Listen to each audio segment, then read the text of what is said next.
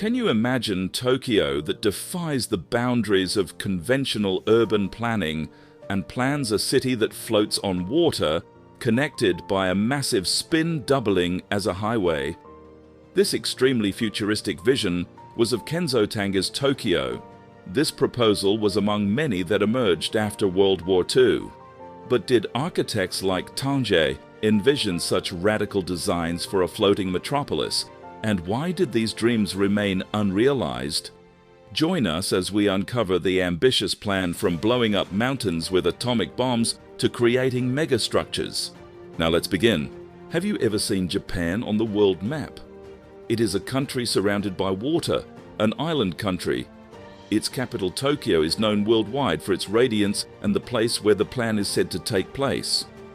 The visionary plan had Kenzo Tange and many more who dared to imagine a metropolis that floated gracefully. The story has its roots in the years after World War II. In the aftermath of World War II, Tokyo stood as a canvas of chaos.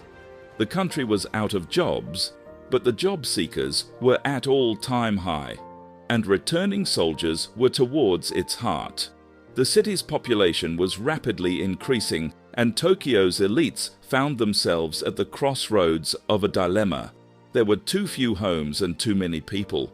Many contemplated satellite cities, but the question remained, will the citizens embrace these new homes? This is where Sakura Kano comes into play. The illustrious chairman of the Japanese Housing Corporation had an idea that defied the convention. When a country is facing a land shortage, the ideal plan would be to acquire more land. So Sakura Kano's plan was, instead of expanding Tokyo into a vast expanse of land, he proposed the audacious notion of creating it. He took the idea from Japan's worst time in history, when America dropped atomic bombs on two of the major cities in Japan. Kano contemplated an alternative: the strategic detonation of a mountain using an atomic bomb. These actions would result in enough land to fill 2/3 of the expansive bay. This would create a 1,500 square kilometer plot. It would be a clean slate. As the first plan for the Tokyo Bay began to unfold, it was evident that these ambitious architects were not just creating a city in water, but making a dream that danced on water. Will it stay an imagination or be a cause for something new? Well, to know that, let us get to know the surroundings of the said bay. Tokyo Bay is surrounded by 4 prefectures. They are Tokyo City, Saitama, Kanagawa, Chiba. Chiba is where Sakura Kano's forefathers come from. Kano, with a vision that transcended boundaries, wanted to connect these lands by proposing a new international airport at Futsu.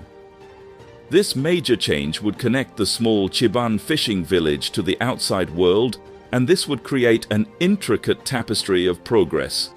Kano's brilliance shines brightly in this plan.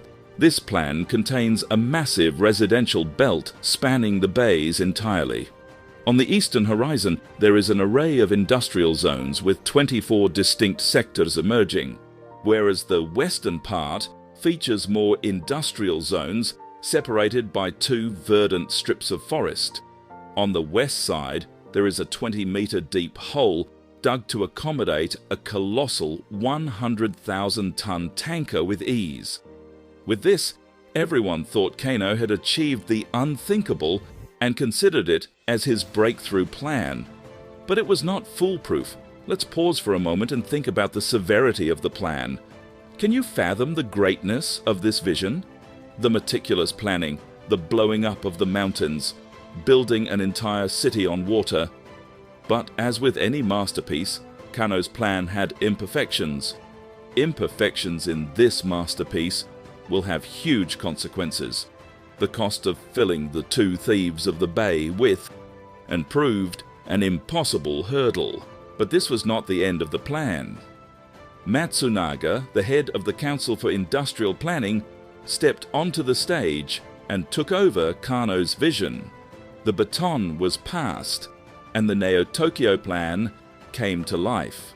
The Neo-Tokyo plan is a group of islands meticulously detailed, and it even surpasses Kanno's initial masterpiece. This had 8 distinct zones. Each had its own purpose for existing. They were for commercial, industrial, residential, recreation, and 2 airports to punctuate the landscape. But why stop there? Ground transportation becomes a superb expressway encircling the bay. It has a smaller expressway within and a super rapid railway embracing the new islands. It is universally acknowledged that everything would have a drawback. Obviously, there were whispers of people's disagreements. The metabolist was the front runner, those architects with a thing for pretentious. In the 1960s, they introduced an architectural philosophy that echoed the rhythms of life. They stated, "We hope to create something which even in destruction will cause subsequent new creation. This something must be found in the form of the cities. We were going to make cities constantly undergoing the process of metabolism." This project's greatest critic was Otaka. Otaka is a metabolist who dared to challenge the Neo-Tokyo plan. Otaka aimed at a bay, filled with high-rise apartments, delicately perched on pillars above the water's surface.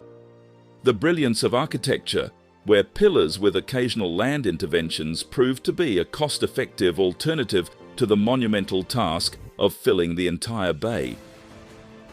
Now, can you feel the architectural marvel coming to life? The industrial areas facing the bay's opening, a residential belt embracing the outer edge. The commercial zones slice through it in elegance.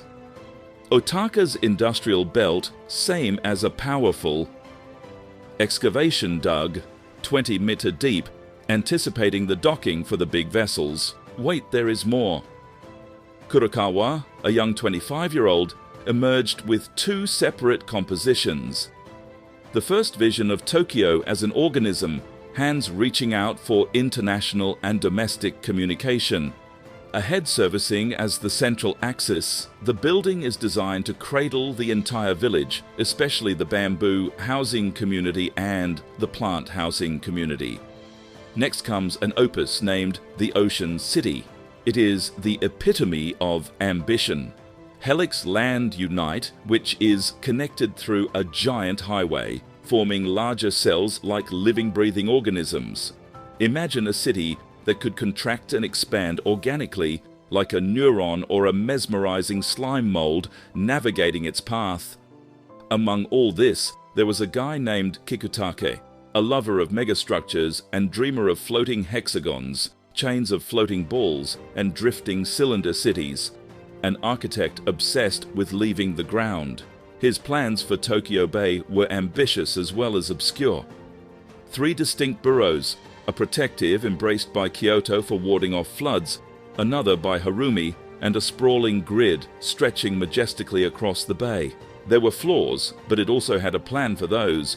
When certain elements of the city outlived their purpose, they could gracefully be removed and released into the water.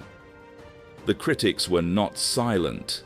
The metabolism and the teacher Kenzo Tange bound by a shared vision. Tange was the master who made the most expensive plan for Tokyo Bay, a plan that was so close to realization. Tange represented all 4 plans for the bay. He was a perfect blend of the 4. He, like Kanno, had political will and savviness. He made the plan, public gained support from the right politicians, and had features of all other architects who worked on this project. Tange wanted linear growth rather than radical growth. From this project itself, we can see that Tange was a futuristic man.